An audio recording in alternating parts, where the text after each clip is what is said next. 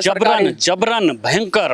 आप अपने पैसे से आप सरकार के लिए पैसा और चूंकि हमको वहीं रहना, वहीं गैल से रस्ता, वहीं ससुर की खाट करे क्या, दिन भर चैम्बर में बुला के। एक बार दोबारा बोलिए। वहीं ससुर की खाट और वही गैल से रस्ता और वहीं ससुर की खाट। अच्छा भाई बहू कहाँ तक घूंघट करेगी। अच्छा अच्छा अच्छा, मतलब उसे घूंघट में रहना ही पड़ेगा। पानी में रह के मगरमच्छ से कैसे करोगे बताओ दिन में।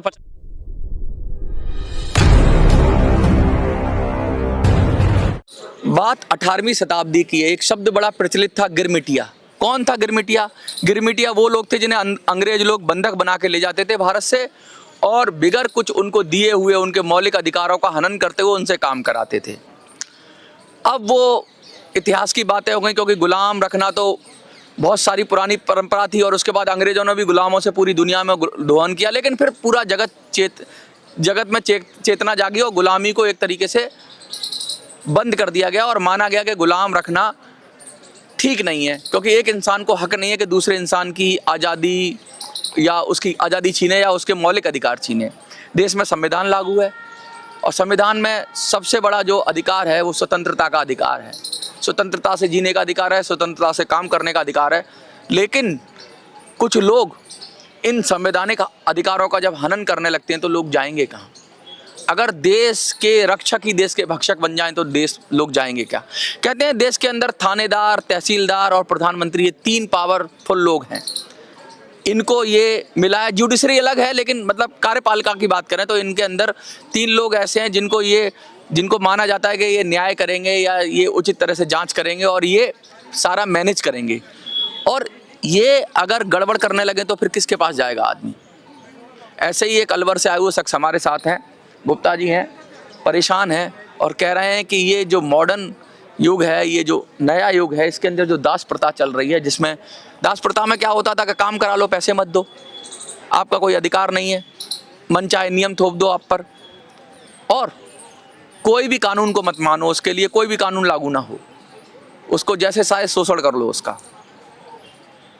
आपकी जो मैं बात सुन रहा हूँ, मुझे समझ में नहीं आ रहा कि इस दुनिया में 21वीं सदी के अंदर भी ऐसी घटनाएं हो जाती हैं। क्या ये संभव है जो आप कह रहे हो? क्या हुआ आपका?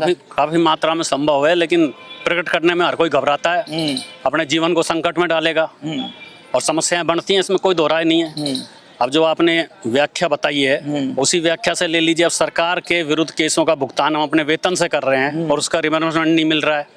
थोड़ा सा ज़्यादा आके जाके प्रयास करने के लिए कि हमें मिले, उसका दंड ये मिल रहा है कि 1 अक्टूबर 2025 से वेतन रोका हुआ है। ये भी दास ही है। आपका मुख्य रूप से राजस्व विभाग में जैसे आप बता रहे हो काम करते हो, तो आपका मुख्य काम क्या है, थोड़ा सा ये बताइए। और किस तरीके से आपको टॉर्चर किया जा रहा है, परेशान किया जा रहा है, ये थोड़ा बताइए। पहले तो काम बताइए, आपका काम क्या होता है और क्या आप परमानेंट एम्प्लॉय हो या कॉन्ट्रैक्ट पे हो? आपकी सैलरी कैसे आती है, सरकार देती है? क्या राज्य सरकार के एम्प्लॉय हो या केंद्र सरकार के? थोड़ा सा बताइए। और किस जगह से हो आप? मैं नाम मेरा प्रहलाद चंद्र गुप्ता है। अलवर राजस्थान का निवासी हूँ। कलेक्ट्रेट अलवर मेरा विभागाध्यक्ष लगता है, जिसमें जिला कलेक्टर अलवर होता है, पद जो नाम है। मेरे को वर्तमान में तहसीलदार कार्यालय अलवर में लगाया हुआ है। मेरे को पूर्व में काम दे रखा था सरकार के विरुद्ध जो कोर्ट केस हैं। अच्छा, सरकार के खिलाफ भी केस कर देते हैं लोग, मतलब लोगों ने जो कर रखे हैं, तो उसके संबंध में विभाग स्तर पर उन पत्रावलियों को संभालना, उनको ठीक है जवाब तो सरकारी वकील ही देता है। लेकिन क्लर्क का काम हो गया। क्लर्क का ही काम है, मेरा पोस्ट भी क्लर्क का ही है। हाँ। है ना। तो इसमें दिक्कत क्या है? आप दिक्कत इसमें कुछ नहीं, हम लोग पेमेंट हमारे वेतन से कराया जाता है। ये काफी दिनों से ये कैसे होगा कि आप अपने पेमेंट अपने वेतन? एडवांस हमसे कराया ही जाता है, क्योंकि वहाँ पे वकील नहीं मानता, उधार नहीं करता वो, क्योंकि उनको इनके चरित्र का पता है तहसीलदार का। हाँ। कि वहाँ से पैसा नहीं आता है। अच्छा। जो छीनने का काम करते हैं उनसे वसूलना। तो आप सीधा सीधा मना कर दो कि मेरे पास अपनी जेब नहीं है, तो हम प्रताड़ना झेलते हैं ना नौकरी में। अच्छा।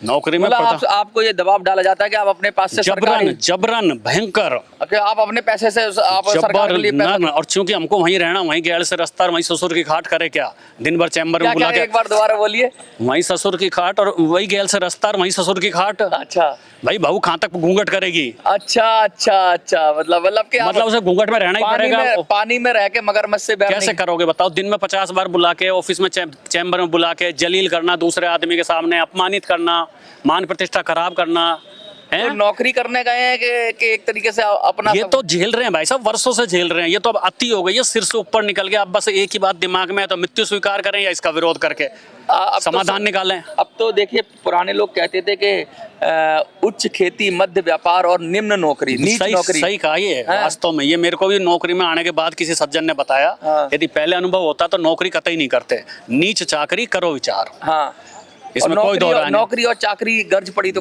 करी। और हाँ जी की नौकरी, ना जी का घर। तो आप हाँ में हाँ क्यों नहीं मिलाते हो गुप्ता जी? वैसे अधर्म को कहाँ तक सहन करेंगे ये बताओ। अब मेरे को बीच में इन्होंने रेवेन्यू का काम दे दिया था, बहुत बड़ा राज खोल रहा हूँ, यदि खुले तो अरबों रुपए का घोटाला पकड़ में आएगा। तहसीलदार की टिकट लगा के 10 लाख रुपए से कम तनख्वाह है। आप RTI में निकाल लीजिए सरकार। और 5 करोड़ से 10 करोड़ की साल की लूट है। क्या करोगे बताओ?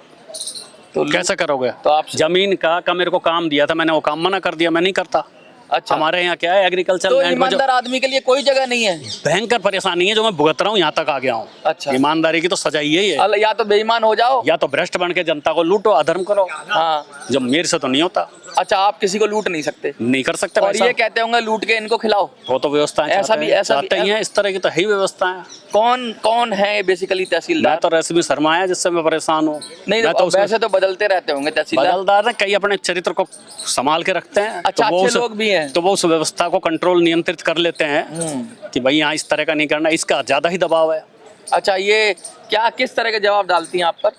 यही है बस, परेशान करना। जैसे बिलों के लिए रोका पड़ा है। हाँ। अब वेतन रोक दिया, वेतन को रोकने का अधिकार है क्या? मेरे को टर्मिनेट कर दो नौकरी से। नहीं तो वेतन किस बिना पे रोका? कुछ भी नहीं रोका आपको, कोई भी आप नहीं। क्या सस्पेंड किया है आपको? कुछ भी नहीं किया। कुछ भी नहीं किया? कुछ भी नहीं किया, कोई लिखित में भी नहीं है मेरे को। तो वेतन के तो डायरेक्ट आता है अकाउंट में कहीं? बनाएगी तो वही ना, साइन करके अपने उससे।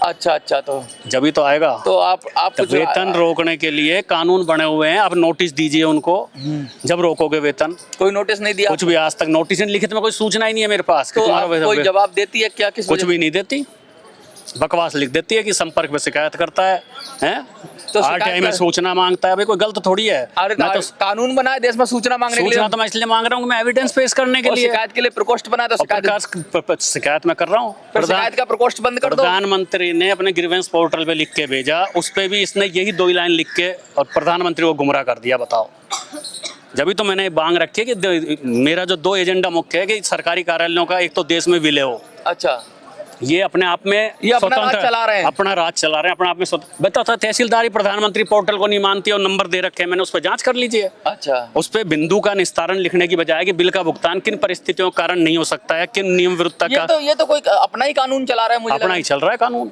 तो कोई इसके लिए कोई देखरेख करने वाला कुछ भी नहीं है। जब भी तो कह रहे हैं, कहीं भी कोई सुनने वाला खाता ना, वही जो तहसीलदार बोले वही सही। वही सही, सही कह रहे हो, ये सब उनका साम्राज्य खुद का ही है साहब। और इसीलिए दूसरा है बर्खास्तगी विभाग का गठन इस देश में जरूरी है। आज यहाँ अरे तो ऐसा समझ नहीं रहे ना, जब तो बर्खास्तगी विभाग का गठन इस देश में बहुत जरूरी है। तो क्या हो जाएगा बर्खास्तगी विभाग? बर्खास्तगी विभाग से ये हो जाएगा कि जो आज उनको पता है हमारा कुछ नहीं बिगाड़ सकते 60 साल की उम्र तक। हाँ। जब नौकरी करोगे, कहीं अड़ जाओगे तो उनको पता है नौकरी से टर्मिनेट है। हाँ। लेकिन करेगा कौन? बर्खास्त विभाग को भी रिश्वत खिला देंगे। यार वैसे तो बात सही कह रहे हो। ACD के भी हमारे पास प्रमाण है कि गिरफ्तार होने के बावजूद ACD के कोर्ट से बरी होके आ गए हैं। लेकिन कुछ थोड़ा सा प्रभाव देखो, चेतना तो लानी सबको ही पड़ेगी। ऐसा क्यों ना हो कि इनके अधिकार सीमित किया जाए, इनको बताया जाए। सीमित उसी से तो होगा, बर्खास्तगी विभाग से। आप नौकर हो, मालिक नहीं हो। बर्खास्तगी विभाग देश की जनता है। ACD विभाग में बार बार शिकायतें जाती हैं, जब वो रजिस्टर्ड हो जाती है तो उसके बाद उनको प्रक्रिया में लेना पड़ता है। ये बात सही है, जुडिशरी प्रभावित होकर उनको बाइज्जत बरी कर देती है। वो एक अलग नया BNS आ गया, उसमें भी कहते हैं कि भाई आपको कोर्ट का दखल नहीं होगा, FIR नहीं हो सकती पुलिस के खिलाफ या कर्मचारी के खिलाफ, क्योंकि वो एक नई व्यवस्था बनाई है कि भाई वो विभाग की कार्रवाई होगी। और विभाग में तो आपको पता है क्या होता है। थोड़ा सा बस ऐसे ये तो थोड़ा चेतना लानी पड़ेगी। इसलिए मेरा जितना अनुभव महसूस कर रहा है वो यही कर रहा है। जंगल राज हो जाएगा, बस जंगल राज हुआ पड़ा है। इसलिए संविधान को कोने में रख दिया जाएगा, अपना कानून रखा पड़ा है भाई साहब, रखा पड़ा है। प्रैक्टिकल ये सबूत है मेरे पास सारे, मिथ्या नहीं कह रहा हूँ, सारे एविडेंस मौजूद हैं। जो भी बोल रहा हूँ ना, ये सब एविडेंस पर है। क्या कहेंगे प्रधानमंत्री नरेंद्र मोदी जी को? मोदी जी को बस एक 2 प्रार्थना रहेगी कि एक से इन कार्यालयों का देश में विलय किया जाए हैं, और दूसरा एक बर्खास्तगी विभाग गठन करके ये जो 60 साल तक की जो इन्होंने बना रखा है कि हमारा कोई कुछ नहीं बिगाड़ सकता, तो नौकरी से टर्मिनेट का प्रावधान लाया जाए।